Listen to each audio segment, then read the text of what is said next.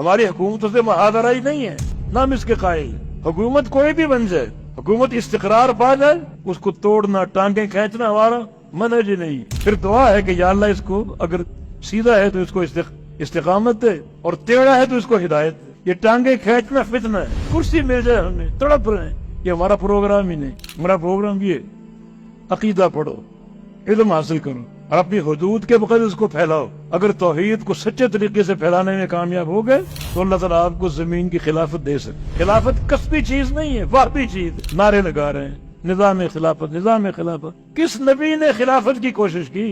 نبی زمین پر آیا، بھیجا گیا ہے، تو نبی کا مطالبہ کیا تھا کہ یا اللہ میرا اقتدار قائم کرتے، میری خلافت قائم کرتے؟ نہیں، اس کا مشن، اس کا آغاز قولوا لا الہ الا اللہ، تربیت، تعلیم اور تصفیہ۔ نبی علیہ السلام کو اقتدار پیش کیا گیا مکہ میں، آپ سب جانتے۔ اس دعوت کو چھوڑ، دعوت توحید کو چھوڑ دو، بلکہ بعد میں اور نیچے اترے کہ اللہ کی توحید بیان کرو، ہمارے بتوں پر تنقید نہ کرو۔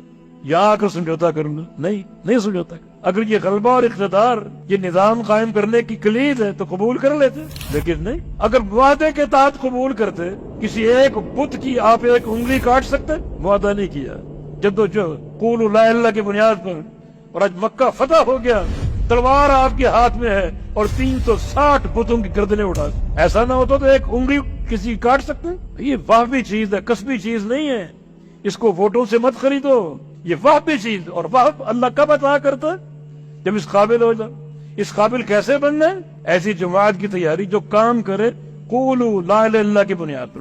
بس یہ عمل جو انبیاء کا مشن ہے، اسی کو زندہ رکھو، اسی کو قائم رکھو۔